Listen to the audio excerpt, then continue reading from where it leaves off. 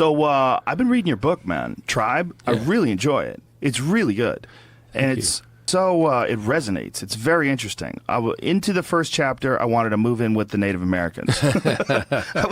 It was such a, I mean, it was one of the more interesting aspects of it was something that I didn't know about, which was the European settlers that had been kidnapped and were living with the Native Americans. And then when they were rescued, many of them wanted to go back.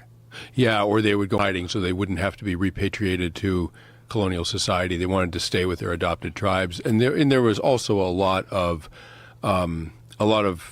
young white people, particularly white men, but young women too, who basically absconded across the frontier into tribal society. They fled white society. They didn't like it. And as Benjamin Franklin pointed out, we have lots of young colonials fleeing to the Indians, and we have not one example of an Indian, as they were called, fleeing to white society.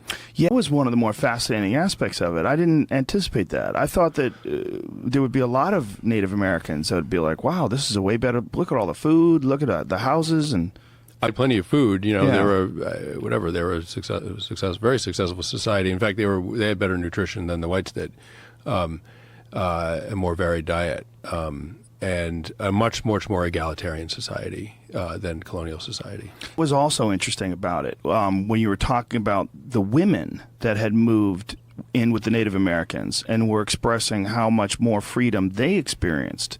Yes, Indian society, Native society wasn't crushed by Christian morality. So you could divorce, you could marry as a woman, you could marry whom you wanted, you could get divorced, you could do whatever you wanted. It was very, very egalitarian.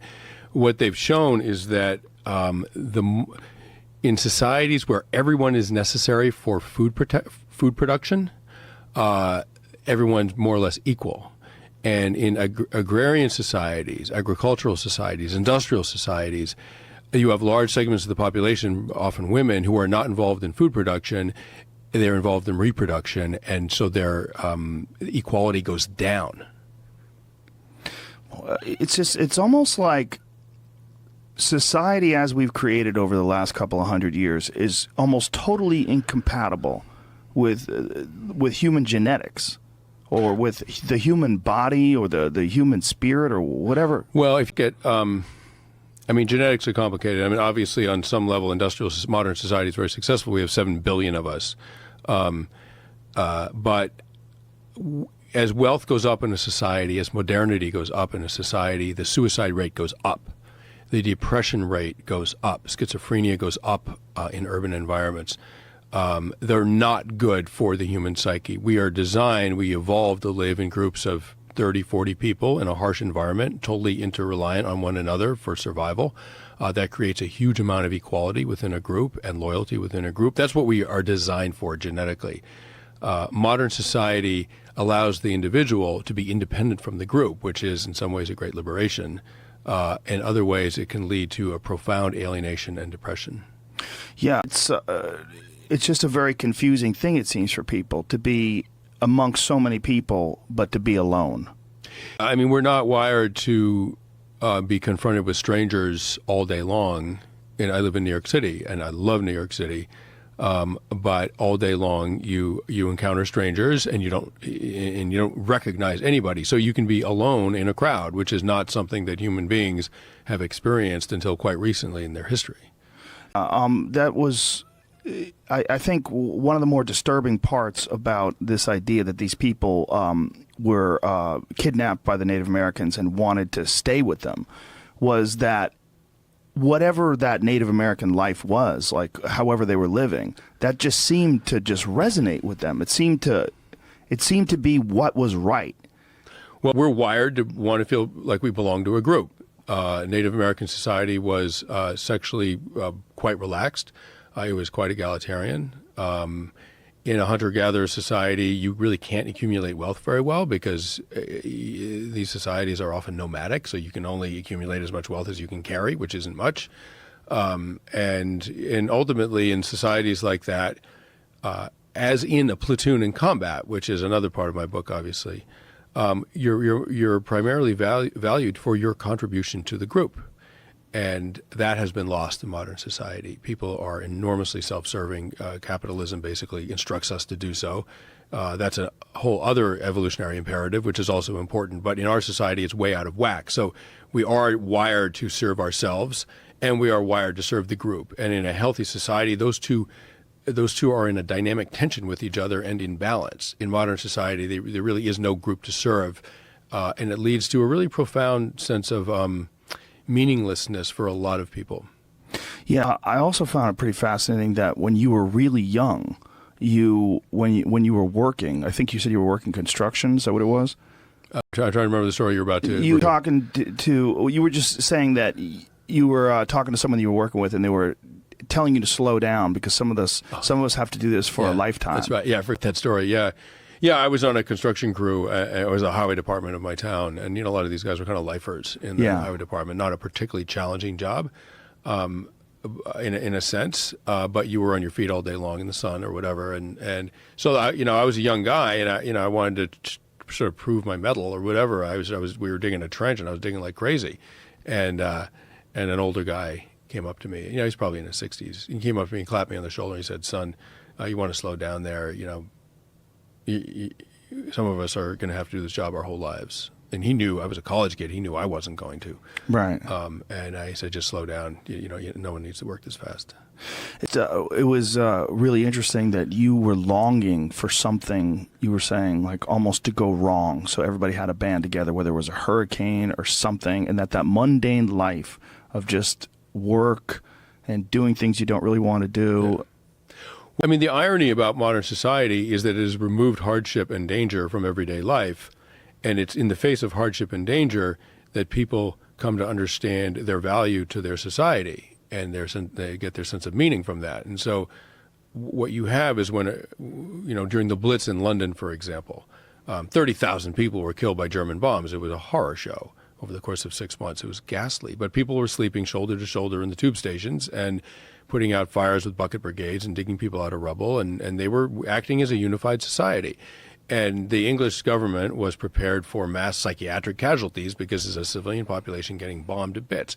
And the opposite happened. Admissions to psych wards went down during the Blitz and then back up after the bombing stopped. And then afterwards, there was an enormous nostalgia in England for the Blitz, for those days, as tragic as they were, because English society people felt like they were together. Later, I went back to Sarajevo, where I'd been during the siege of Sarajevo in the early 90s, and civilians would tell me, this is 20 years later, 20 years after the war, people would say, a lot of us missed the war because we were better people back then. Wow. We took care of each other. I've taught that with September 11th. I went to New York City about, I guess it was maybe 6 months after September 11th, and I was there a couple of times, and the before September 11th and after September 11th, there was a very clear difference in the way people were behaving. People seemed to be more friendly, more open. They were really appreciative of first responders. I was there once, and a friend of mine, she fainted, and so they called the fire department, came to check her out, and when the firemen showed up, man, you would think fucking superhero showed up. Yeah. It was amazing. Everybody was so happy to see him. And it was in stark contrast to the way people used to behave and treat each other. And it was directly because of having experienced this horrific event. Adversity produces pro-social behaviors in people. Adversity makes people act well. The lack of adversity, safety and comfort allow people to act selfishly. So after 9/11, the suicide rate went down in New York. The violent crime rate went down in New York. Vietnam vets reported that their PTSD symptoms went down after 9/11. What happens is people suddenly feel that they're needed by their society, by their people. And if you feel needed, you are able to ignore your own personal troubles. As someone in England, an English official said during the Blitz in London, he said, "It's amazing we have the chronic neurotics of peacetime driving ambulances." And if you think about it in terms of evolution, if adversity and danger produced bad human behaviors, we wouldn't be here today. Another way to say that is we are the descendants of the individuals 100,000 years ago who acted well in a crisis. The people that acted badly in a crisis and just took care of themselves and didn't take care of their people, their group, those groups died out. It's groups that encourage a form of altruism and self-sacrifice of individuals for the group during a crisis. Those groups survive. That DNA gets passed on to. I don't want to do that to people. I don't want them to feel they have to have this experience. You can learn a lot about the mind. This book is as much about the mind as it is about psychedelics. Right. This is a book that uses psychedelics to explore this really interesting mystery called consciousness. And it's also exploring the nature of addiction, the nature of depression, all the illnesses that psychedelics turns out to be very helpful in. But I'm not holding a brief that people should do this. I'm not an advocate for psychedelics. I'm an advocate for the research. I don't know enough to say, yeah, everybody should do this. This is what our culture needs. I'm not in that Timothy Leary head. I think we have a powerful agent that there's good data now that this can help heal people who are really suffering.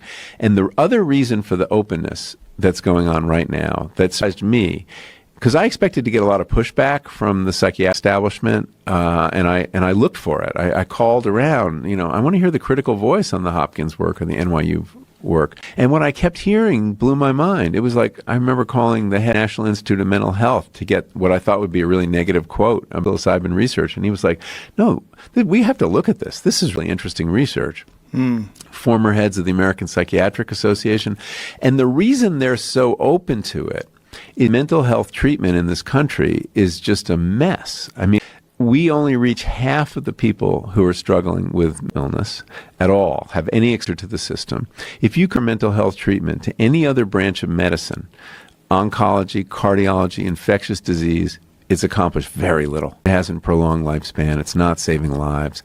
And yet we have soaring rates of depression. Now the leading cause of disability worldwide. There are 300 million people with major depression or treatment-resistant depression in the world right now. And suicide rates are way up. Partly it's the vets, but in general, the taboo is come off suicide, and suicide is climbing rapidly, and addiction is rampant. So they need some new tools. There hasn't really been innovation in mental health treatment since the early 90s, late 80s, with the introduction of the SSRI antidepressants, drugs like Paxil and Prozac. Need some new tools, and that's why they're open to this, and that's why I think it will be embraced eventually by the medical.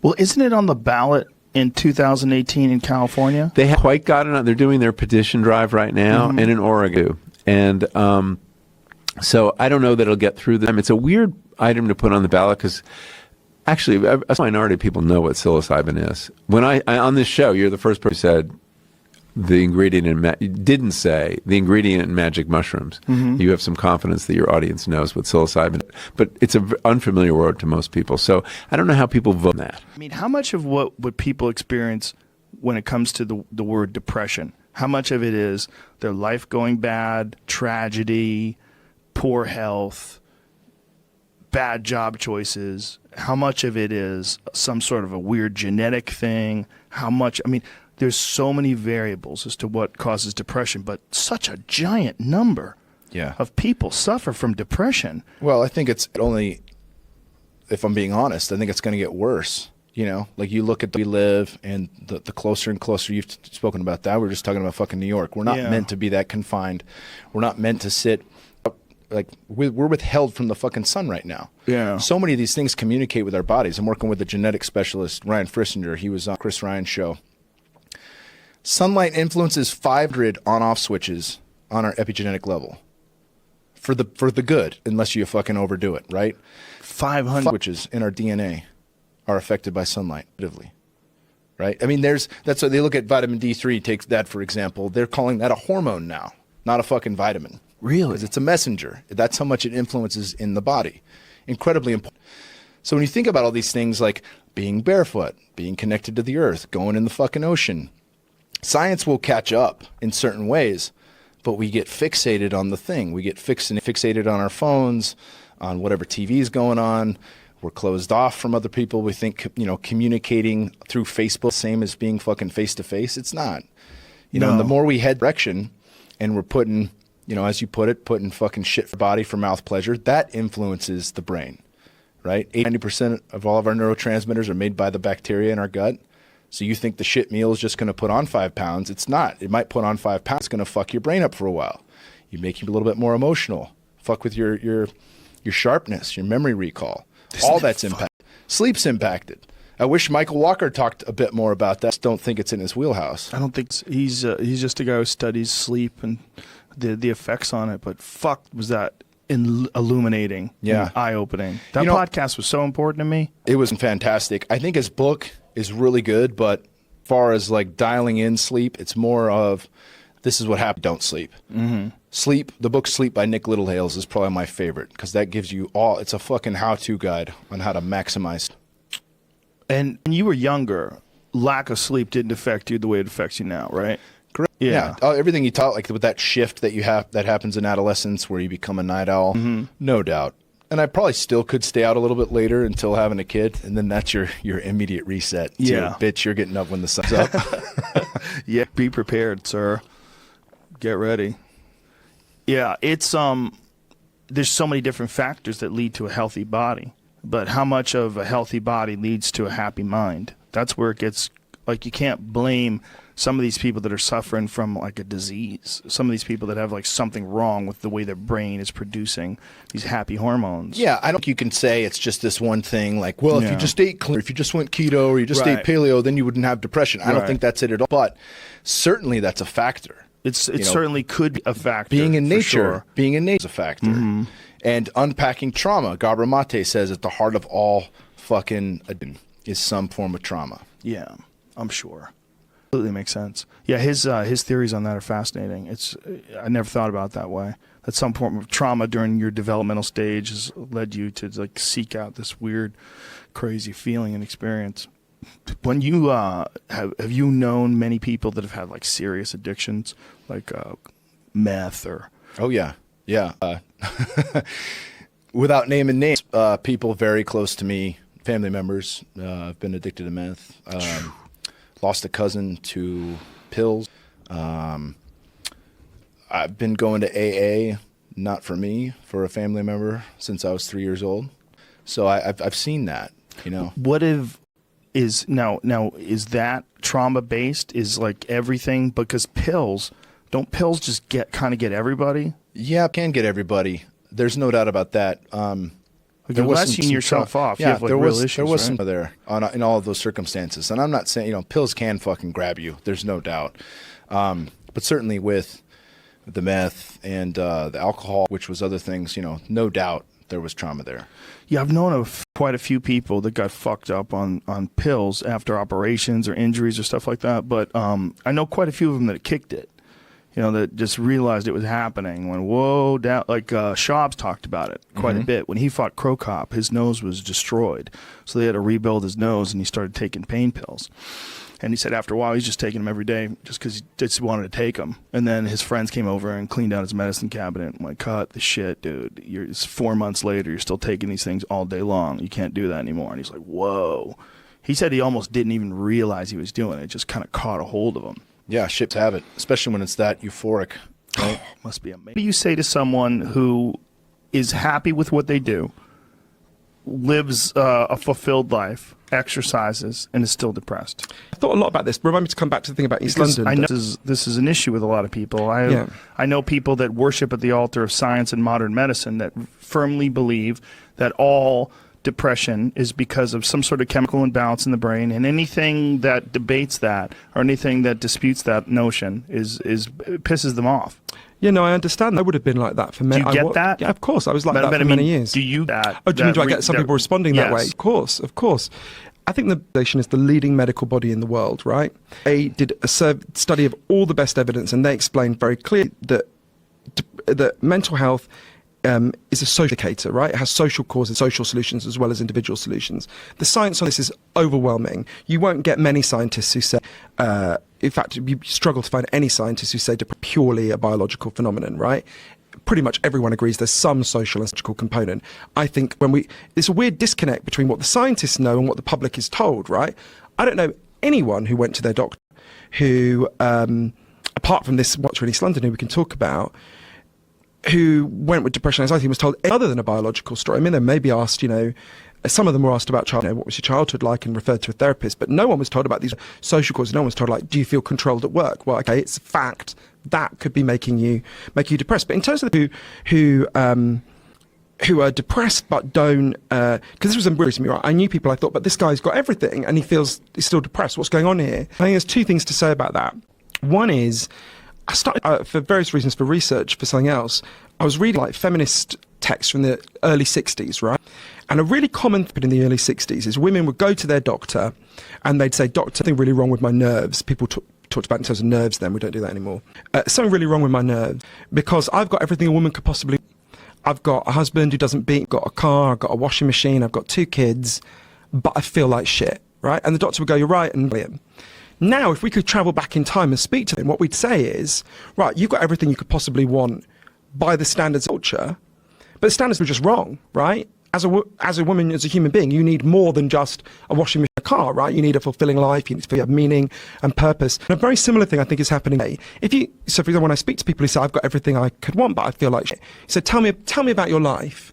Very often they're working really hard in prestigious jobs that they don't like, they don't enjoy by hour, to buy things that don't give them pleasure. It comes back to this hijacking by junk values that we're talking about that Professor Tim Kasser discussed. So what you've got is, because we've been told a totally missed story about what makes us satisfied and happy as human beings, I think this comes up again in the interviews you do, because we've been taught in different ways, because we've been told a misleading story about that, we live our lives according to script. We feel like shit, and rather than question the script, we think there must be something wrong biologically. Now, the biological contributions, it's important to say that, but what really blew my mind on this was, I interviewed this woman, social scientist called Dr. Brett Ford in Berkeley.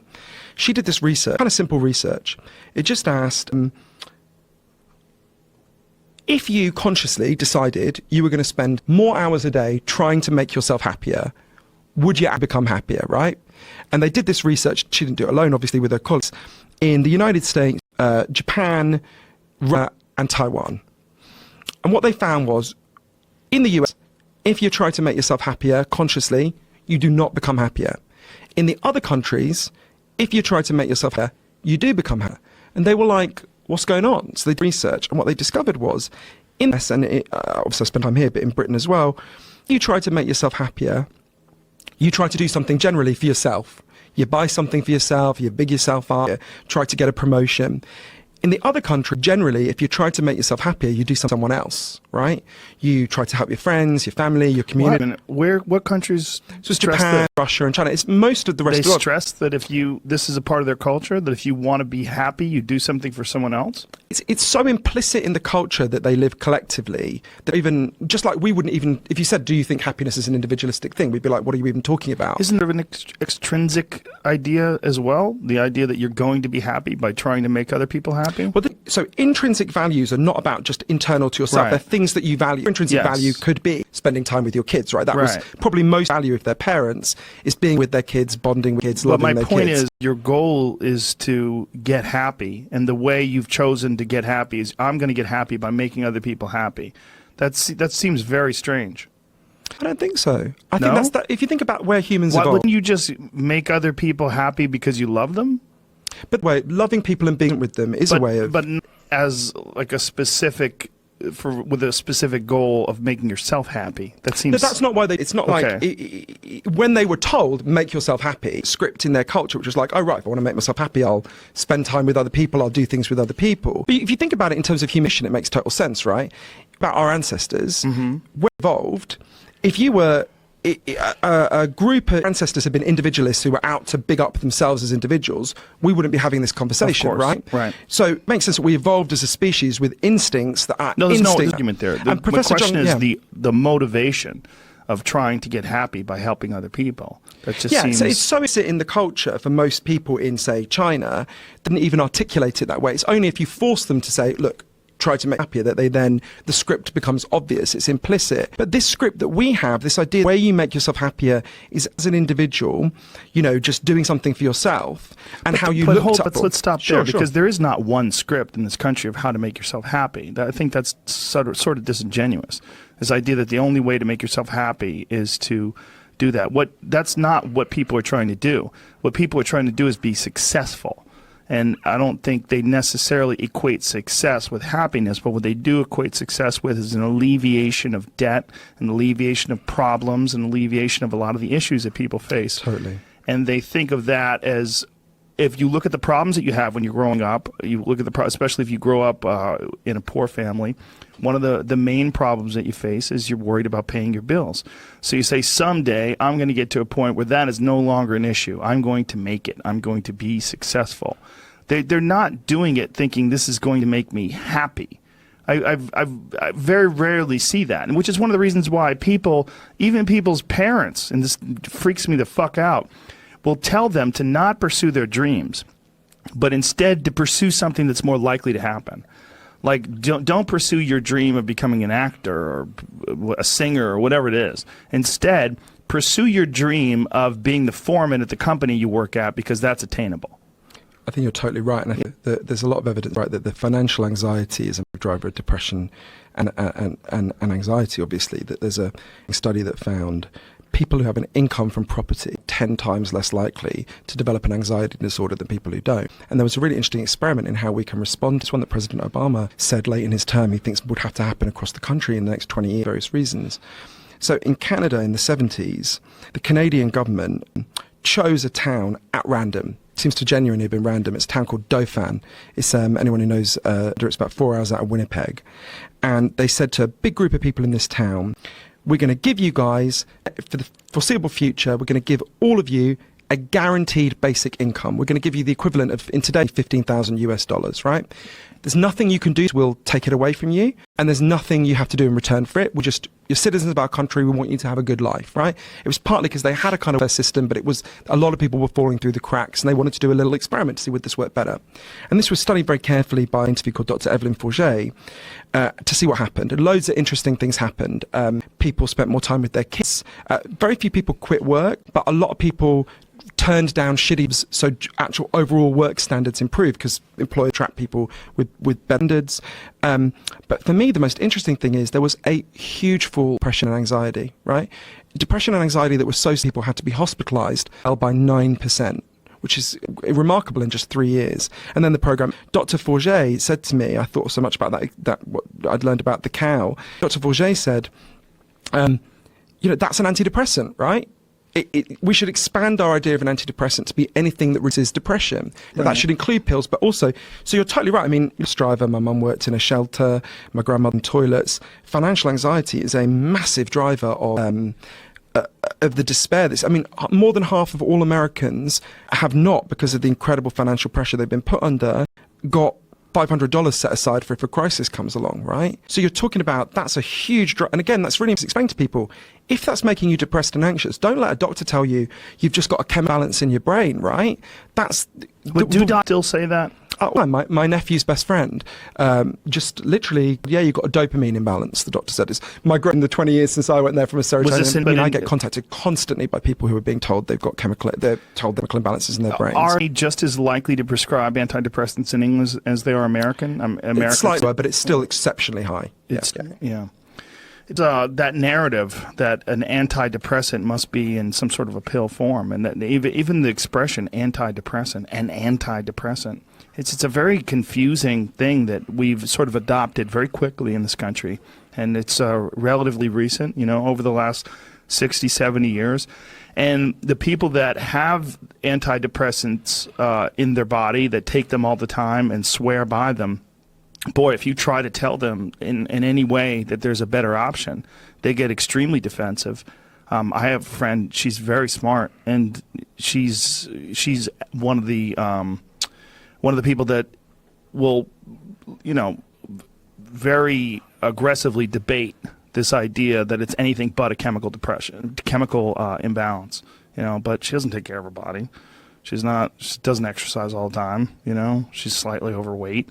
She doesn't eat the best foods. It's a weird thing. Well, and she's living in a society culture that has all the forces that are rising that make people feel terrible, right? Yeah. And so a big thing for me is when I'm talking to this, because I've had some of that reaction as well, not too much, but I've had some reaction as well. And for me I always say, I want to expand the menu of options. I don't want to take anything off the table, right? You say that, and I think you're probably being pretty honest. but you really do want to. You want to eliminate.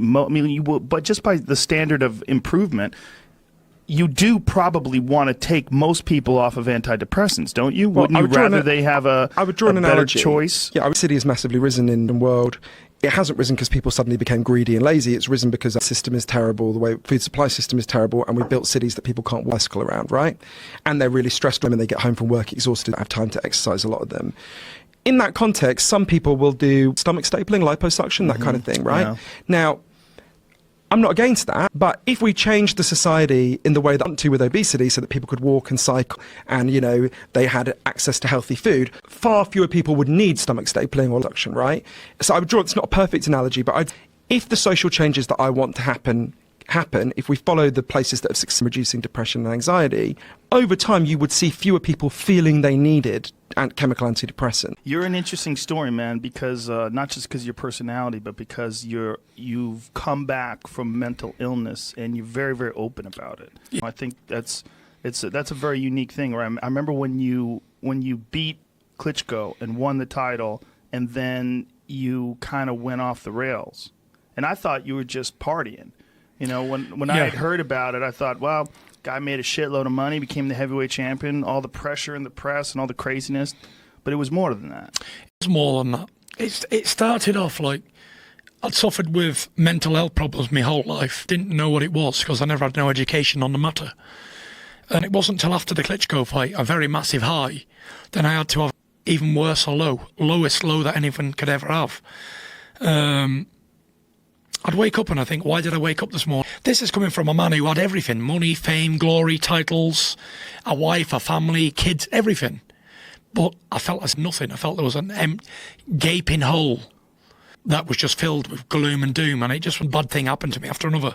Within 7 days, the IBF stripped me of their title because I defended against Glasgow, who was a nobody, because I had a rematch clause in me. But the IBF wasn't expecting me to beat Vladimir, so they chucked that clause in there anyway, thinking Vladimir is going to win and he'll defend against Glasgow. But because I won, they stripped me of the belt, which was none of my reason. With 7 days of the fight? That's insane. Yeah. How can they require you to fight within 7 days? No, but they required me to go into negotiations. And so just not going into negotiations to sign, they stripped you within 7 days? Go into negotiations because of a rematch clause. Fuck, dirty bitch. So I was stuck in between a rock and a hard place. Yeah. And that was one belt gone. And then my team and Klitschko's team were carrying on about where the fight was going to be. It was going to be on a cruise ship in Dubai. It was going to be here. It was going to be there. Time was dragging on. Cruise ship? A cruise ship, yeah. There was some a billionaire who wanted to make this fight an exclusive for him and his buddies. No. Yeah. Come on. Seriously. This fight in for a cruise ship. That fucking oil money, man. They've got some money. Christ. Listen, if they can afford it, do it. That's what I say. Would have been the most hilarious scenario ever for a world heavyweight title fight. A bunch of Arab billionaires on a cruise ship. Wow. So they strip you of the IBF belt. You go in a negotiation with Klitschko for the rematch. How come the rematch never happened? The rematch didn't happen. Initially, I went over on my ankle in training. I was in Holland training for the rematch. And I was on heavy terrain and I went over on my ankle, sprained my ankle quite badly. So we had to postpone the fight. But by the time I was off, like, say, 3 months, getting this ankle right and all that, I just didn't want to do it anymore, if you know what I mean. I didn't have the desire, the fire and burning no longer to fight. And I was suffering with depression the whole time. Even in training camp, before I sprained my ankle, I was depressed as depressed could be on a daily basis. And I'm thinking, why am I feeling like this? I don't have no reason to feel like it. Some people will say, oh, well, it's attention seeking or whatever. But unless you've experienced what I'm saying, it's sort of impossible to understand where I've been or where I've come from. And it just went from bad to worse. I hit the drink heavily on a daily basis. I hit the drugs. I was out all night partying with women and not coming home. And, you know, I didn't care about boxing. I didn't care about living. I just wanted to die. And I was going to have a good time doing it while I was doing it. I used to drink and take drugs to get away from the depression, because when I was drunk or high, then I wouldn't think about being depressed. I thought about being, I'm a boxing champion, or I feel great. But as we know, when the drink wears off, it only leaves you with a bad hangover and feeling even more depressed.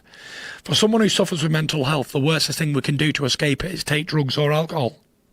But yeah, A common approach, because people we don't know because it's not spoken. Spread the word, mental health. So when other people are in this position in the future, they know where to go and they know what to do because there's a blueprint.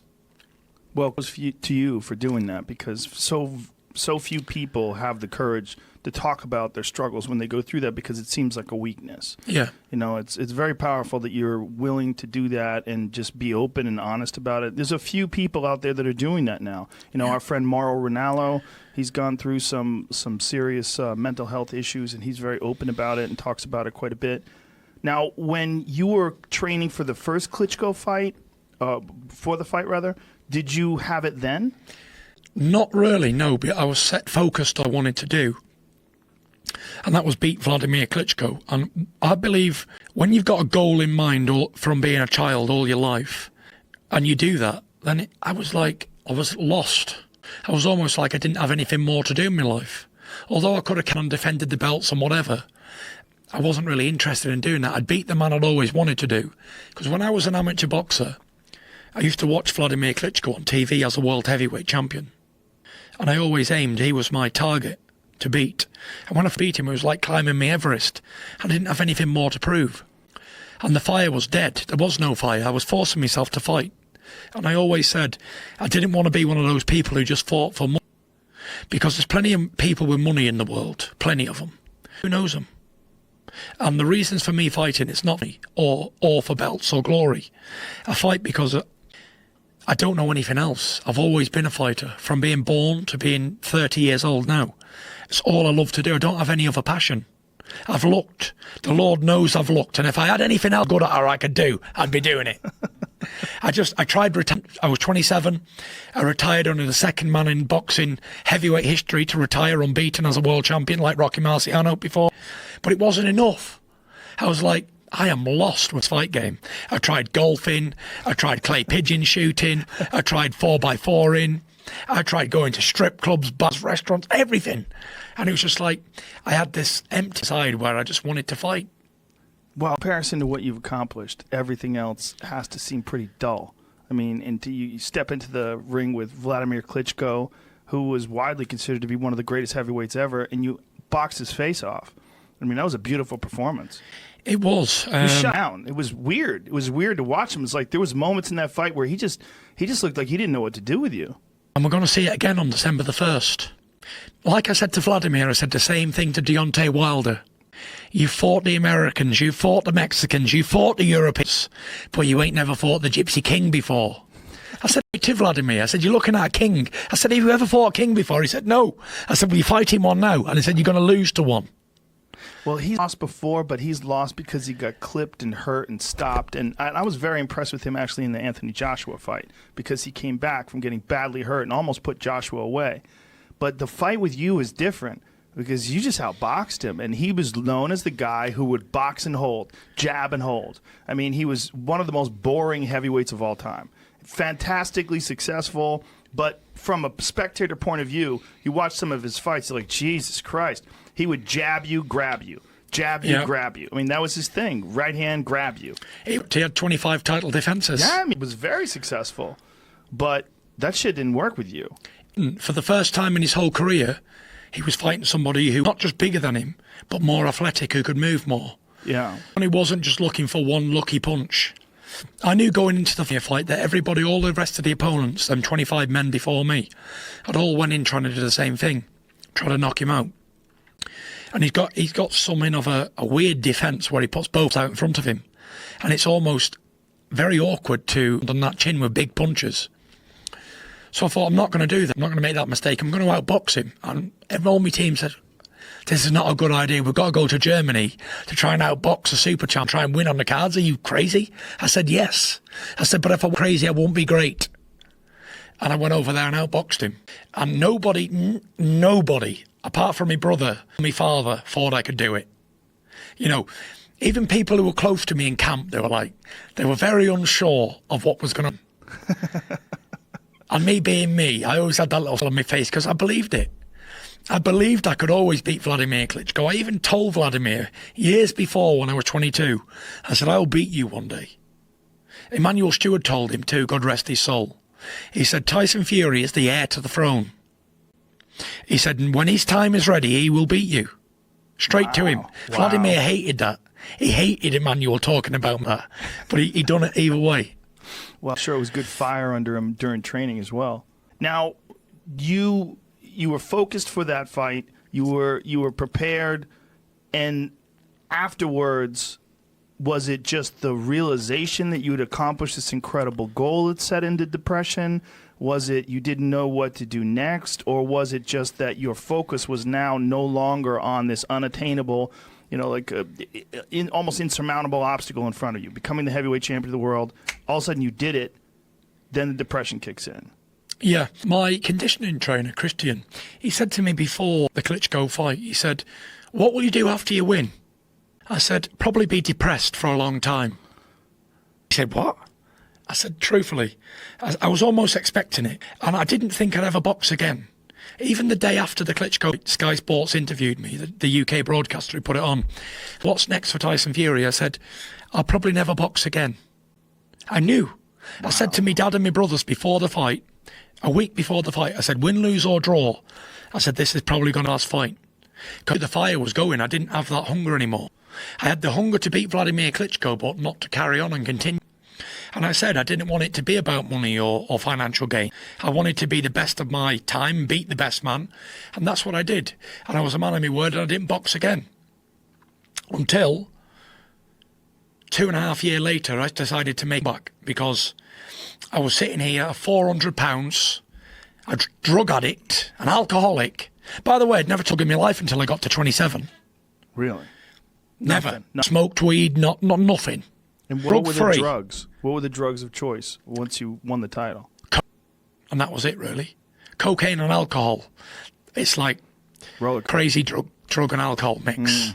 Yeah. But, I look back on it now and I think, would I change that? I wouldn't. And not many people will think, well, this man's crazy for saying that on a radio show, but I wouldn't change a thing, because I know it was supposed to happen and I needed to be tested to see what type of character I was.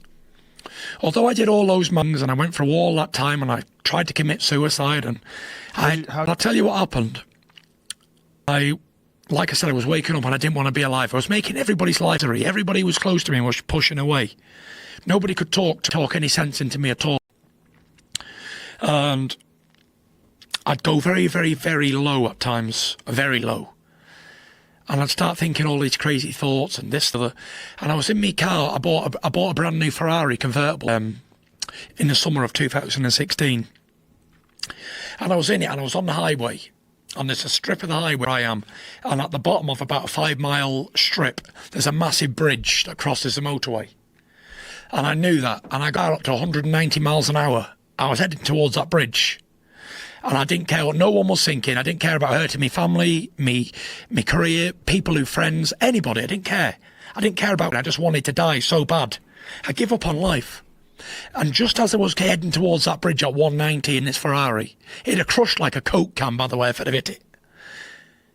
I heard a voice say, no, don't do this, Tyson. About your kids.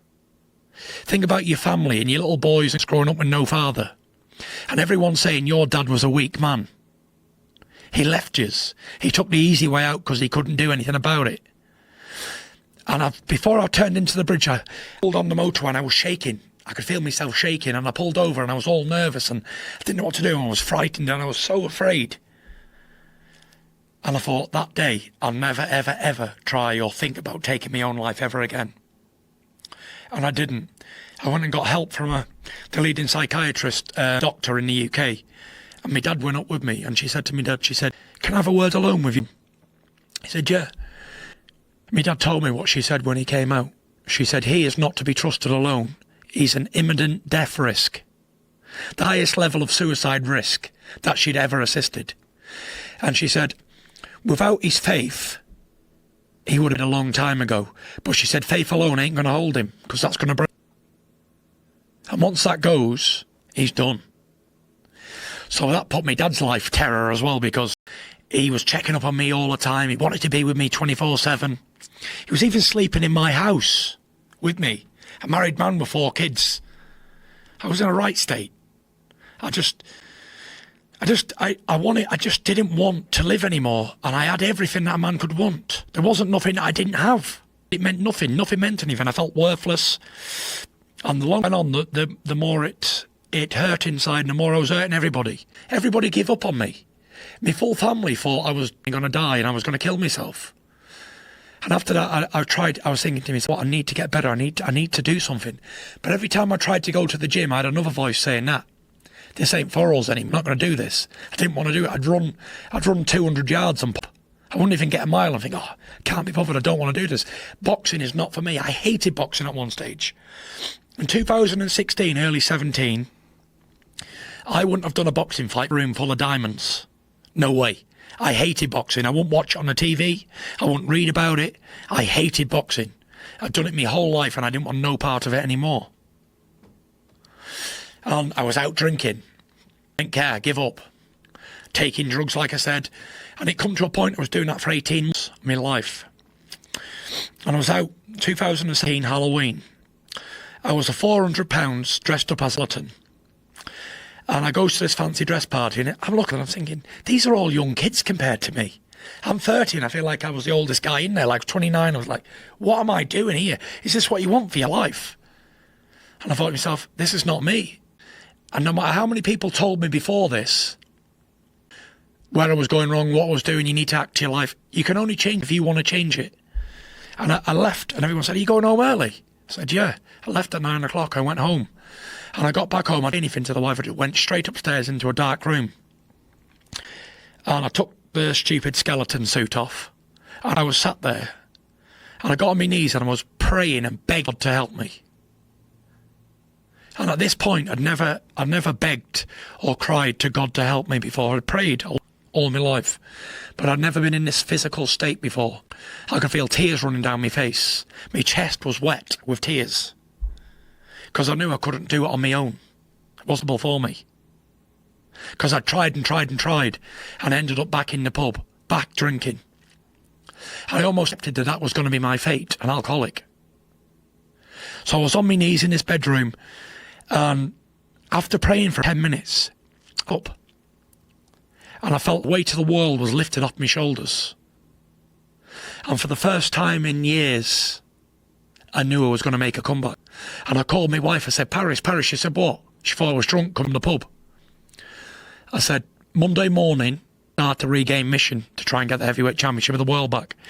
She, yeah. Because before this, every time I'd have a beer, I'd come back and I'm going to be the heavyweight champion of the world again. Because it was the alcohol talk.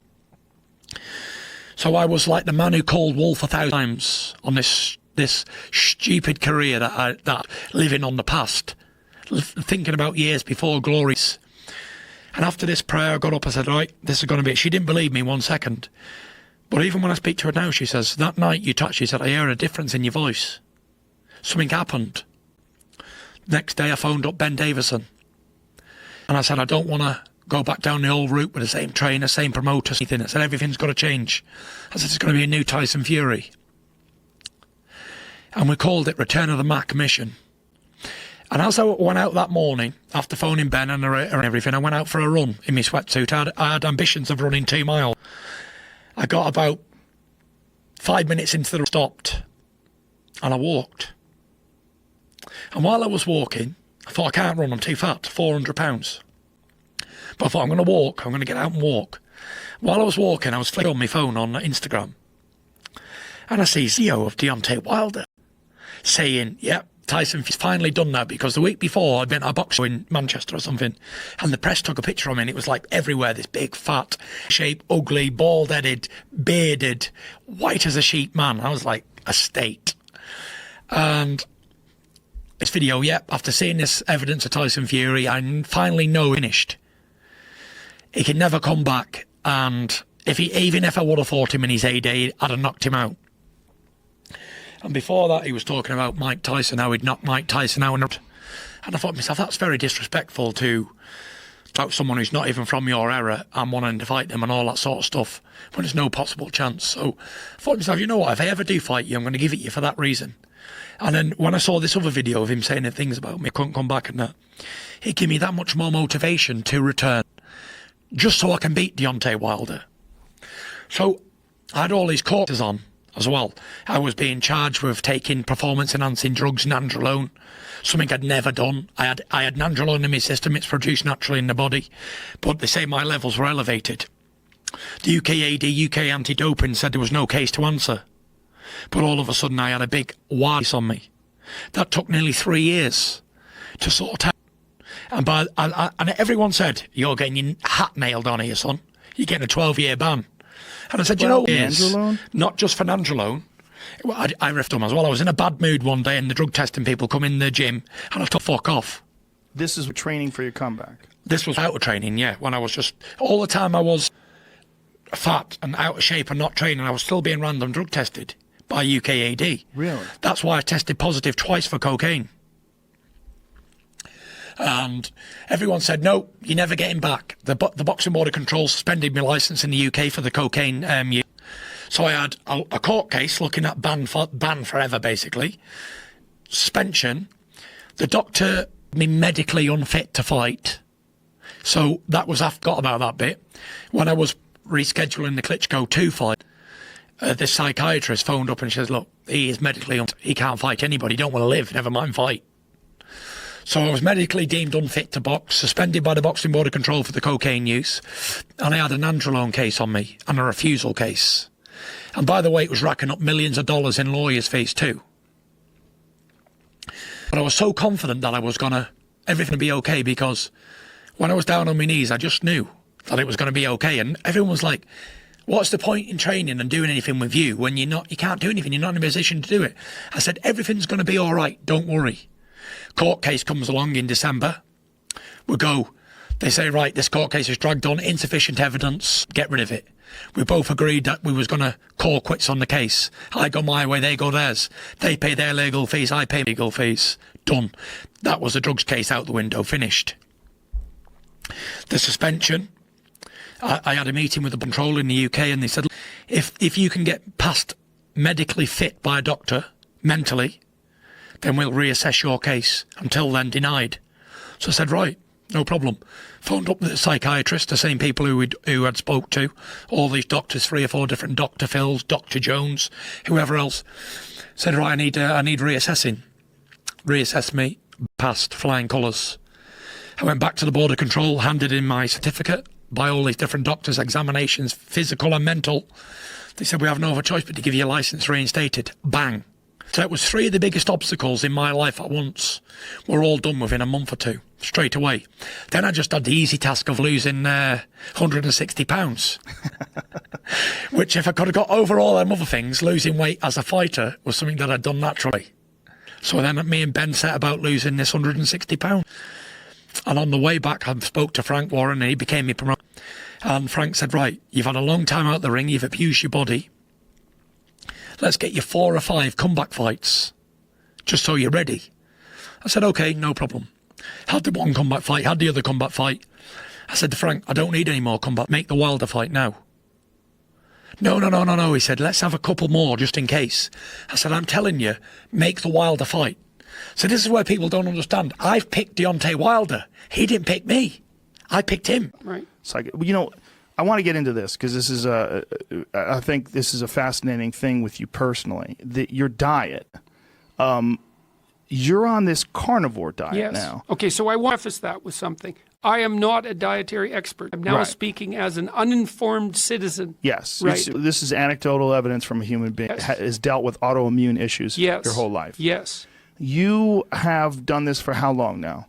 Been on a pure carnivore diet for about 2 months and very, very low carb, greens only, mod carnivore diet for about a year. So in the year... And a low carb diet for 2 years. From the time that I've known you for what, 2.5 years now, something like that? Yeah. When I first met you, you had much more weight on your body. Yeah. You looked different. Yeah. And back then you were eating like the standard diet, right? Like normal people do. Yes. Pasta, bread, meat, chicken, whatever. Yes. Right? You shifted over to only meat and greens. I saw you and I'm like, you look fantastic. I'm like, what are you doing? And you're like, I changed my diet. I only eat meat and greens. And I was like, wow, that's fascinating. Well, I felt like, okay, what you're doing is cutting out refined sugars and all these different things that are problematic, preservatives, all the bullshit, processed foods. and you're having this extreme health benefit. And I was like, wow, that's really excellent. You're showing great discipline. Then you decided to take it to another place and cut out the greens. Yeah, I know. What was the motivation for cutting out the greens? All of the motivations has been my experience with my daughter, because she has an unbelievably serious autoimmune disease. I just talked to her this morning. What is it called? Well, it's arthritis, but there's way more to it than that. But the arthritis is the major set of symptoms. She had the affected joints, and she had her hip replaced and her ankle replaced when she was 15, basically hobbled around on 2 broken legs for 2 years in extreme agony. And that was just a tiny fraction of the whole set of problems. I just talked to her this morning. She's in Chicago. Looks like she has to have her ankle placement replaced. So that's next on the horizon. But apart from that, she is doing so well now. It is absolutely beyond comprehension. So she's very trim. She had a baby, but she's very trim. She's down to about 118 pounds. She's about 6'6". She's just glowing with health. All her autoimmune symptoms are gone, all of them. And she was also seriously depressed, like severely depressed, way worse than you think. Couldn't stay awake for more than about 6 hours without taking Ritalin. And she was dying. And I had a cousin, my cousin's daughter, an associated autoimmune condition. So there's a fair bit of this in our family. It was bloody bleak, I'll tell you. And my wife always had a suspicion that this was dietary related, you know. And Why? Well, we did notice that when Michaela was young, if she ate oranges or strawberries, that she'd get a rash. Like there were, and then when she developed arthritis, if she ate oranges in particular, that would definitely, we could see.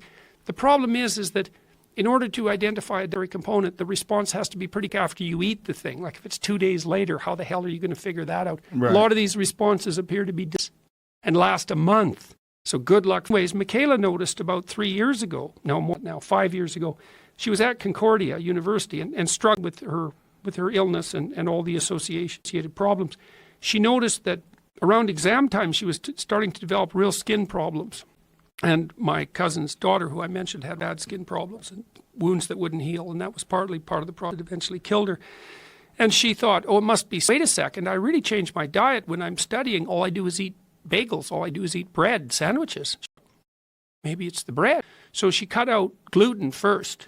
And a remarkable effect, like a really remarkable effect. And then she went on a radical elimination all the way down to nothing but chicken and broccoli. And symptoms started to drop off one by one. Like like one of the things that happened is she started to wake up in the morning. She still stay awake all day. And when you're only staying awake for 6 hours with Ritalin, staying awake all day, that's like having a life. And so a whole bunch of things proved. Then her depression went away. And I've had since I was 13 probably, and very severe. And I've treated it a variety of ways, some of them quite successfully. But it's been a constant battle. And my father had it, and his father had it. And it's all just rife in my family. And my wife has autoimmune problems in her. When you say depression, define it. How would you define it? Because it's a blanket term. Yeah. Well, imagine that you wake up and that you remember that all your family was killed in a horrible accident yesterday. You feel that even all if nothing the time. was wrong. Yes. Just It's dread. actually worse than that. Because, Really? well, one of the things Michaela told me was she thought, well, what's it to be depressed? Well, imagine you have a dog and you love the dog and then the dog dies. And then about 2 years ago, our dog died. And that was Michaela's dog, and she really liked that dog. And she said, that was bad, but it's nowhere near as bad as being depressed. And I asked her, too, at a point when she was about 15 or 16, I said, look, here's the choice. You can either have depression or arthritis. Which one? I'll take arthritis. That was after she'd lost 2 joints. It's no joke, man. There isn't anything. No, I wouldn't say that. I wouldn't say there's nothing worse. A deep hole. Right. But it's bad. Yeah, people will prove you wrong, right? Oh, yes, definitely. Worse is a deep hole.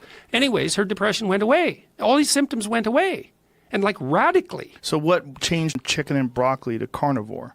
Well, she experimenting, and she got very sensitive to all of that too. So this is why I would recommend that anybody does this casually, because we don't understand much about it. But the upshot was that, well, she kept experimenting, and she started to add things back and take them away. And sometimes when she added things, the results were done for a month. She'd eat the wrong thing, done for a month. All the symptoms back, the depression came back. She thought that her whole dietary theory was wrong because it lasted so long and was so extreme. It's like it took her 2 years to figure out that really what she could eat was beef and greens, and then she figured out. So the green cells. Well, look what happened. Okay, so 2 years ago she said, Dad, you have to try this diet because you have a lot of the same symptoms as me. But I had a lot of the other symptoms. And I thought, oh, Christ, okay, I can try anything for a month. She said, try it for a month. I thought, okay, whatever. I can hang by my fingernail on a windowsill for a month. It's like, it's just not that big a deal. And so I eliminated, okay, so this is what happened. I had gastric reflux disorder, and I was snoring quite a lot. I stopped snoring the first week. I thought, what the hell? That's supposed to be associated with weight loss. Because I'm some weight. I weighed about 212 pounds, and I'm about 6'1.5". I stopped snoring with great relief to Tammy. Quit. And that's a big deal, right? Because if you sleep apnea and then you don't sleep right, it's like not a good thing. Okay, next. I started being able to wake up in the mornings my whole life. I always stumbled to the shower, and then maybe I could wake up. It took me an hour, and I terrible. And so all of a sudden I woke up, and it was like, look at that, I'm awake in the morning, and I'm clear-headed, and things aren't gloomy and horrible. It's like, well, isn't that weird? Then I lost 7 pounds the first month. I thought, 7 pounds, that's a lot in a month. And I'd gone for a whole year on a sugar-free diet, and I didn't lose any weight. And I'd been exercising. Sugar, did you cut out bread and No, gluten? it was just no desserts, no sugar. No, I thought that might do it. Didn't make any difference at all. 7 pounds. Well, then I lost 7 pounds the next month. Then I lost 7 next month. I lost 7 pounds every month for 7 months. It's like away all my clothes. I went back to the same weight that I was when I was 26. And my psoriasis disappeared. And I had odors in my right eye, and they cleared up. The last thing that went away for me, I was still having a bitch of a time with mood regulation, and that sucked because when I changed my diet, I didn't respond to antidepressants properly anymore. They weren't working.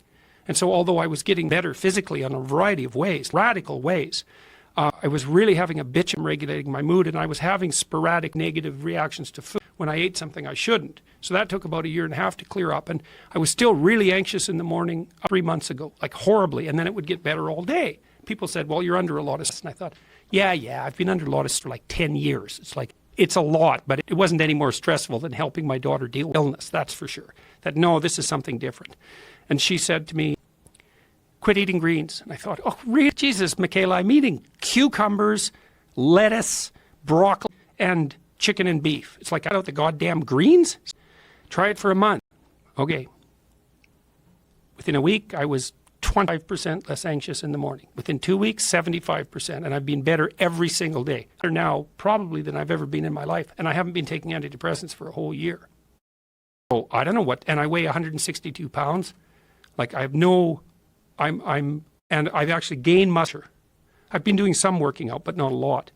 And so I can sleep 6 hours a night, no problem. If I take a 15-minute nap, that used to take me an hour to recover from.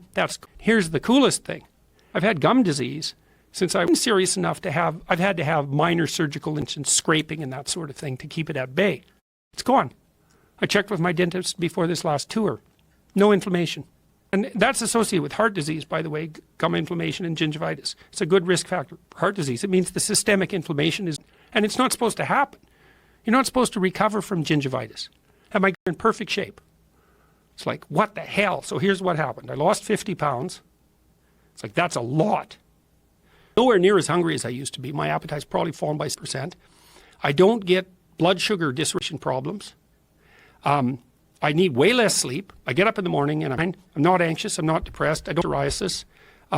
My legs were numb on the sides. That's gone. I'm certainly intellectually at my best at the moment, which is a great relief, especially doing this tour. Depression is gone. I'm stronger. I can swim better. And my gum disease is gone. It's like, what the hell? And you've done no blood work, so you don't know what your lipid profile is, or no. I'll get that done again when I go back. Do you to take any Toronto. vitamins? No. I eat beef and water. That's it. And I never cheat ever, not even a little bit. Nothing. Soda, wine. I drink club soda. Well, that's not still water. Well, no, when you're down to that level. No, it's not. So Look, Joe, there's club soda, which is really bubbly. Mm-hmm. There's pear, which is sort of bubbly, flat water, and there's hot water. So those are your varieties. Those distinctions start to become important. That is easy. Well, we ate last night, and I ate what you ate. We both had that giant tomahawk. Yeah. I had wine, though. Yeah. I'm curious about this. I'm very curious, and Yeah, I think me too. I might try it. But I eat a lot of vegetables. Yeah. But I don't have any problems, like health problems. Hey, man, like I'm not. Disclaimer number 2: I am not recommending this to anyone.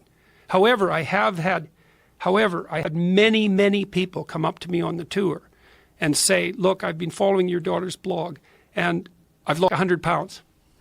I think, what? You lost 100 pounds? See, I lost 100 pounds in 1 month. I talked to a woman yesterday. She lost pounds in 1 month. She was 70. It's like, this is...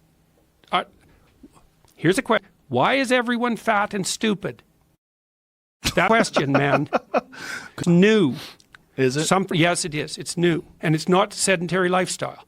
That doesn't seem to hold water. There's something wrong with the way we're eating. And what's wrong is that way too many carbohydrates. But remember, I'm no expert. Big shift.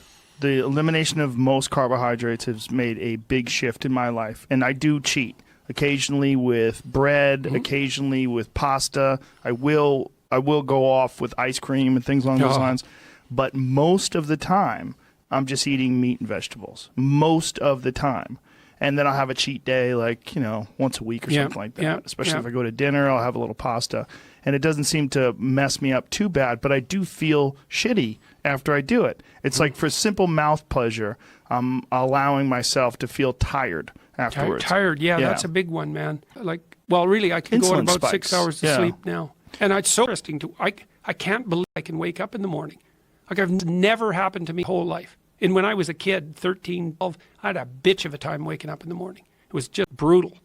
I just thought that's how it was. Again, I'm not a nutritionist either. But what's fascinating to me is I haven't heard any negative stories about people doing this. Well, I have a negative story. Okay. One of the things that both Michaela and I noticed was that when we restricted our diet and then ate something we weren't supposed to, the reaction to eating what we weren't supposed to was absolutely catastrophic. What did you do? What did you switch to? Or what did you eat, rather? Well, the worst response, I think we're allergic to, or allergic, whatever the hell this is, having an inflammatory response to something called sulfites. And we had some apple cider that had sulfites in it, and that was really not good. Like, I was done for a month. That was the first time I talked to Sam Harris. You were done for a month? Oh, yeah. It took me out for a month. It was awful. Really? Yeah. So I would say, look... So this is right before this whole truth conversation with Sam Harris that got stuck in the mud. During. So I think the day I talked to Sam was like the worst day of my life. Not because of talking to Sam, but it was... Just physically? Oh, Jesus. I was so dead. But I didn't want to not do it. Because apple cider? Like, what was it doing? Sulfites in it. What was it doing to you? Oh, it produced an overwhelming sense of impending doom.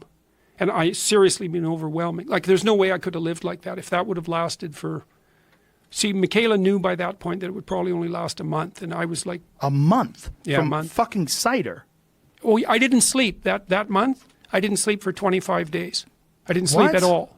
I didn't sleep at all for 25 days. How possible? That I'll tell you how it's possible. Lay in bed, frozen in something approximating terror for hours, and then you get up. Oh, my God. Oh, yeah. Not and good. This from fucking cider. From cider. That's what I thought, yeah. I mean, look, again, I don't know what the hell I'm talking about. Okay, this is all a mystery to me. The fact that my daughter was so... See, the one thing that I did know, because I scoured literature on arthritis when she was a kid, the scientific literature, and because we were interested in the diet connection, and the only I could find that was reliable was that if people with arthritis fasted, their symptoms reliably went away. And that's a well-documented finding. But then if they started to again, then their symptoms came back, and I thought, what the hell? Does it not matter what they eat? They can't be reactive to everything. No, but they can be reactive to almost everything. And the difference between everything and almost everything, that difference. And so Michaela seems to be maybe new. And Tammy, same diet because she has autoimmune problems. Her side of the family. And so Michaela seemed to inherit all of them. Your skin's better. Oh, Jesus, Joe, I'm That's better. weird. Yeah. You look like more vibrant. Yeah. It's very strange. Thank you. See, my point is that you're saying that there is problems with this diet, but that doesn't seem to be a problem with the diet. It seems a problem with deviating from the diet, that your body becomes accustomed with. Well, one of the been pursuing, and there's some justification for this in the scientific literature, is the reason that you lay on layers of fat is because the fat acts as a buffer between you and the toxic things that you're eating. Because fat is actually an organ. It has functions other than merely the storage of calories. And maybe when you strip out that protective layer, they're more sensitive to what you shouldn't be eating. This is all speculative hypothesis, right? Or maybe sensitize yourself by removing it from your diet. Well, I don't bloody well know. Well, I would think much more likely that, because you think about people who are alcoholics, they develop a tolerance to alcohol. Yeah. You get off of that, and then you have a drink, and your tolerances are shot, and then you immediately have an adverse reaction to the alcohol. Yeah. Same thing with marijuana. Yeah. When people do it all the time, your body becomes tolerant. Well, of I it. think layering of fat on might be part tolerance mechanism. So it's not merely a matter of caloric intake. It's a matter of toxic caloric intake by whatever it is that fat is doing as a neuroendocrine organ. Again, like I said, I'm out of my depth here. You know, everyone's out of their depth. The goddamn food pyramid was made by the Department of Agriculture, not the Department of Health. It wasn't predicated on any scientific studies whatsoever. We shouldn't be eating massive quantities of syrup. We eat way too many carbohydrates. Michaela posted a paper the other day.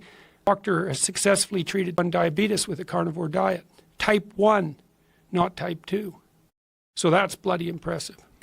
Yeah, it's very curious to me, because you're talking about the one adverse reaction, which is when you deviated from the diet. Yeah. What I'm talking about is when I read people's accounts of trying this diet, it's almost universally positive. Yeah, I know. But again, that's the strength problem. gains Well, it's a is a problem with big one. anecdote. I mean, It I'm is. not just, I'm Sure. not, and it's the same with all these stories that I'm collecting as I'm touring. And, you know, come up to me and said, look, I lost 45 pounds in the last 3 months. I think, well, it's shocking to me. I think, what do you make of that? I say, well, I can't believe it. Well, I couldn't believe it.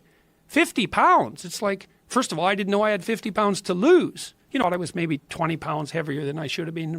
I guess that's 25 to 30 pounds. That was the maximum. I thought, no, I'm at 162 and I was at 212. So what's that? 50 pounds. Yeah. That's a lot. I'd throw all my clothes away.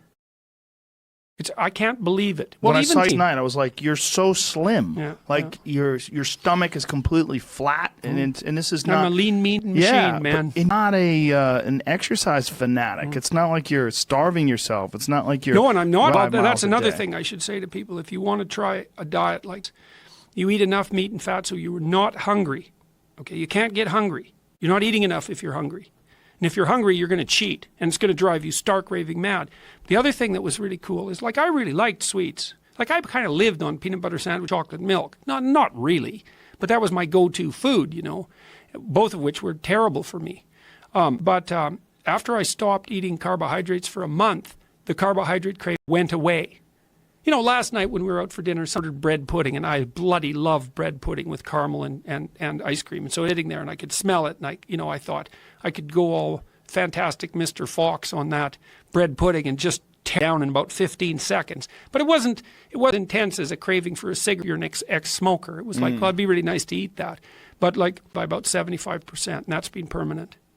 So there's a perverse thing for you. I eat way less, and now I'm not as hungry. Okay. Well, how does that make sense? Well, you're not eating way less. You're eating way less things. Yes, because you had a yes. 30-ounce steak last night. Yes. I'm doing my did best I. not to be hungry. It didn't look like it was 30 No. ounces. It was a small 30-ounce steak. I think it starts out 30 ounces before they cook it. Right. And it loses a considerable amount of Right, volume. right. It's very fatty. Right. That's the other thing, too. You must have to get a lot of fat. Yeah. Well, I eat fatty cuts of steak. Yeah. Michaela is buying fat directly from the butcher store, and we cook that up, cut it into small pieces, and fry it up till it's Wow. It's actually quite delicious. But It's you're bread buying pudding with fat. ice cream, but it's Isn't that funny? I mean, yeah, I know people- it's so ridiculous. Well, I want your blood profile. I want to find out what's going on with you, because one of the big misconceptions when it comes to cholesterol and saturated fat and food is that if you eat dietary cholesterol, that it affects your blood Yeah. cholesterol levels. Yeah. It's not. It's a super common misconception. Well, those certain about clinical studies with diet are virtually impossible to conduct because you can't conduct a proper randomly controlled experiment. It's too hard. So a lot of what we're trying to do is load information from correlations. Right. You can't do it. Which is one of the problems with correlating meat with cancer and diabetes and all these different diseases, is because people are eating a bunch of shit with that meat. Oh yeah, and they have different lifestyle profiles. Sure. And like there's just endless numbers of confounding variables, and Yeah. you only need one confounding variable that's relevant to screw up the study. Right. And get that information with correlational studies. We try because it's impossible to do the studies, but How many are incredulous? I mean, how many people when they're hearing about this? well, everybody. everybody. Well, you're not, but you're interested in this sort of. They should be incredulous. Like when people make claims, it's like, oh well, I had 50 health problems, stopped eating everything but meat, and they went away. It's like, oh sure. It's like, yeah, well, it wasn't you dying. So and I see the results, and I know it's anecdote. I bloody well understand that, and I'm highly skeptical about all of this. But I do. So that's why I'm telling you what happened to me and to my daughter, and also what happened to because Tammy was always in good shape, and she's exercised a lot to the pure carb diet about a month ago. She lost like 12 pounds, and she was already slim. She's back to the same weight she was when she was 21. She's like 58. She doesn't look 58. I can tell you that. It's really fascinating. It's really fascinating because as a person who's studied diet for many years, I would assume that you need phytonutrients. I would assume you need vitamin supplements. Like vitamins, for example. Yes. Turns out if you don't eat carbohydrates, you don't get vitamin C. Huh, who would have guessed that? How's that work? I remember. Michaela outlined a paper for me. Vitamin C is necessary for carbohydrate metabolism. But if you don't, again, remember, everyone listening, I am not an expert in this field. Right. So, but I want you to get your blood tested because I think good shape. Yeah, could be. And I'd like to find out what your nutrient levels are and where they're coming from. I mean, how much nutrients are you getting? I'm getting a little cramp in my toes from time to time, so I'm not sure about potassium, perhaps. or magnesium. That's a possibility. Well, that's how I supplement. It's very easy, which is why I'm concerned about and also minerals. I mean, certain minerals you're getting from vegetables that you're probably not getting. Yeah. Well, this is all look. It seems it's not impossible. hard to supplement that stuff, though. Colloidal minerals. There's some mineral pills you could take. Plenty of. Well, there are people supplements. who basically lived on meat. Yeah. The Inuit Maasai basically did. I mean, there's some supplementation, but not. So, and apparently, if you do a diet, you're supposed to eat more organ meat, and I do some of that, but not a lot. But I can tell you, like I'm in. Well, look, I wouldn't be doing this if it wasn't positive results. It's not like it's fun. Right. I mean, for a while, it makes you a social pariah. Mm-hmm. It's like, let's invite the Petersons over. Oh, yeah, they don't eat anything. Oh, we have other friends. It's like, well, it works. It's not malevolence, right? It's just if you're a pain, no one invites you out. Right. So I'm a social pain and an ideological pain, and now I'm a nutritional pain. So it's like I have no friends. How difficult is it when you try breakfast? Like, what do you do when you... Well, lots of times when we cook. So we usually stay in places where you can cook. Oh, okay. But most places you can get a steak. Mm-hmm. And so that's mostly what we do. We've been traveling in a motorhome, and so we've been cooking in the motorhome. Oh, and so and I carry beef jerky with me, which we make. Wow. And so, yeah. Crazy. You make your own beef jerky. Well, so it's no easy. nitrates. We have a dehydrator, and you just basic salt on it and throw it in the dehydrator. So that works pretty well. Anticipate continuing that forever? Forever's a long time. I'd like to be able to eat more things, but I'm going to experiment with that very, very, very, very, very cautiously. I'm going to add mushrooms next because maybe I could eat them. Well, this is why I'm asking.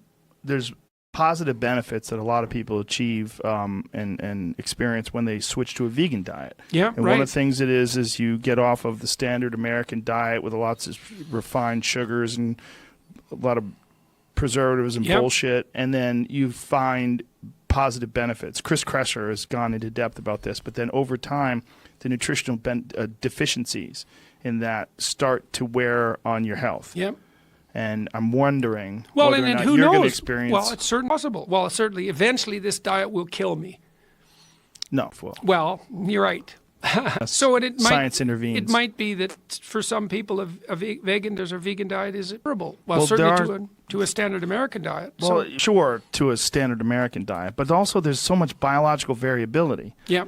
The things that bother some people don't bother other people at all, and that's something that we got to take into consideration. Yeah, well, that's why I don't universalize from my experience. But this is what's happened to me, and this is what's happened to my wife and my daughter. So, and all of it's been Michaela. It's miraculous. I cannot made me cry.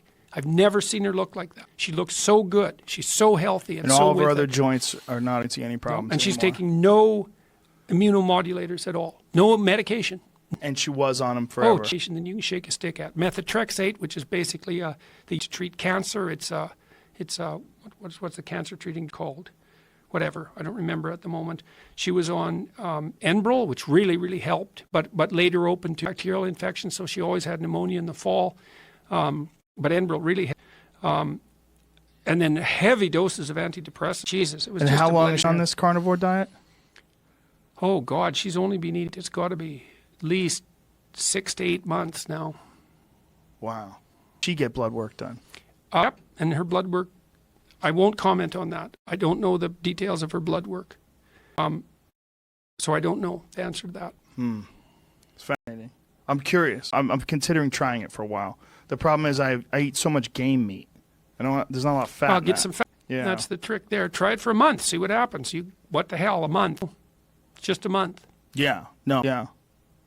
Interesting. Well, I hope so. I mean, I think I know that there's a stigma attached to mental illness, and that really bothers me. There should not be. I mean, having depression or anxiety or whatever, to me, should have no more stigma than having a knee injury or a kidney infection or Yeah. diabetes. But there is Yeah. a stigma attached to it. And I've tried to talk about this in a way where it's okay to talk about it and not be ashamed of it. It's okay. If you've got anxiety, you got PTSD, whatever, it's okay. Let's talk about it. Let's get help for it, get it behind you, and move on. I mean, it's not something that you should be ashamed of. When you're talking to someone that maybe has depression, do you try to get them to exercise first? Do you try to get them to visit a psychiatrist immediately and get on medication? Like, do you take it on a case-by-case basis? Well, I do, but you have to approach it. Everybody has a philosophy about it, and I'm not saying that mine's any better than anybody's, but I do have a philosophy about it, and I'm very slow to medication. I mean, I Good think for you. I think you use medication for biochemical replacement. I mean, if for some reason your body is not making enough of something it needs, then maybe you support it short term biochemically. But you know, I look at depression. There's a lot of ways you can break it up, but I look at it like, is it exogenous depression or endogenous depression? I mean, is it coming from the inside out or the outside in? Is it because you're reacting to something? I see a lot of depressed people that, in a sense, it makes sense. Right. I mean, you look at their life and you say, well, if you're not down about this, you should be. I mean, you've lost your job, you've gotten a divorce, your health is in the shitter, you should be down about this. It's external things. So you don't need a pill. I mean, put somebody in a chemical straitjacket because their life's falling apart. What the hell's that going to do? Yeah. But that's just putting goggles on them where they can't see it. I would much rather get them to behave their way to success and say, what are you reacting to that you're depressed about? Let's put that on a to-do list and start, like you write it down and start crossing those things off. Let's figure what's an action plan to change this, an action plan to change the next thing. And then when you start doing that, then you generally see their mood lift. A lot of people that are depressed are just realistically reacting to a crummy circumstance in their life. It's not necessarily a mental illness. It's just a realistic reaction to a bad spot in their life. That's such a good way of putting it, too, that if you weren't in a bad state looking at this, there might be something wrong with you. Yeah, you're in denial. Yeah. I mean, if you've gotten a divorce, lost your job, your health's in bad shape, your kids are alienated from you, and you're saying, I'm fine, then you're not in touch with reality. I mean, you should be bothered by that. And I think to give somebody a pill to mask your feelings about that just keeps you off task. Pain's a good motivator. I grew up in like Texas and Oklahoma, and I don't know if you've ever done this, but I used to spend my summers in the thriving metropolis of Mundy, Texas. You ever heard of Mundy, Texas? No. It's M-U-N. It's a U, not an O. M-U-N-D-A-Y. It's got like 2,000 people in it. But in the summers, it would get hot in Mundy, Texas. Now, when I say hot, I mean you look out in the backyard and your dog burst into flames. That's what I'm talking about. So we would be going to the swimming pool or something barefooted, and you get halfway across an asphalt road, and you look down and like, holy shit. I mean, your feet are just on fire. So what are you going to do? I mean, that is painful. You do one of two things. You're either going to make a U-turn and get your ass back over to the side of the road and get in the grass, or you're going to run to the other side and get off the road and get in the grass. But you're not going to stand in the middle of the road and melt yourself down to the knees. Pain is a motivator. Pain is not necessarily always bad. If you're in pain, it's going to motivate you to move, to change something. And to mask that with drugs, to dull that pain with drugs, is not necessarily a good thing. This is wise advice. And I wish more people thought that way, particularly more doctors. You know, I have so many friends that have gone to a doctor because they're not feeling so good, and they're almost immediately wanting to throw them on something. Yeah, that's not smart. In all the years you've been doing this, have you noticed, like, was depression as prevalent, like the term depression, or was it doesn't, I mean, I don't really remember it being a thing when I was a kid that was discussed the way it's discussed now. Now it's discussed the way people discuss all sorts of other ailments. Is it just an awareness thing, or is it just people are thinking about it now in different terms? Well, I think it's part of the narrative now, and I think with social media, with the internet, not just social media, but with the internet, I think there's just a lot more. It's a lot more in the nomenclature. And there's a lot more awareness about it. But I think it was just as prevalent in the 50s and 60s as it was now. But in the 50s and 60s, there wasn't a psychologist on every corner. Right. And there is now. Yeah. And there wasn't subdoctoral licensing then. I mean, you what does that mean? Well, back then, you had to have a PhD or an MD as a psychiatrist to see patients. Now they have marriage and family therapists, they have licensed social workers, they have different levels where you can do independent practice. So that's broadened the number of people that can provide services. And some people think that's a good thing, some people think it's not. I generally think it's a good thing, because I think 58% of our rural markets today have no psychiatrist available, and something like 50 or roughly have no mental health professional available at all. None. So there's just nobody able to help people in the outlying areas. So I think the more people you can get into the profession, so long as there's a degree of competency, is better. But, I think it's always been prevalent. I just think people didn't talk about it very much. Something they swallowed or they took to church, or yeah. Yeah.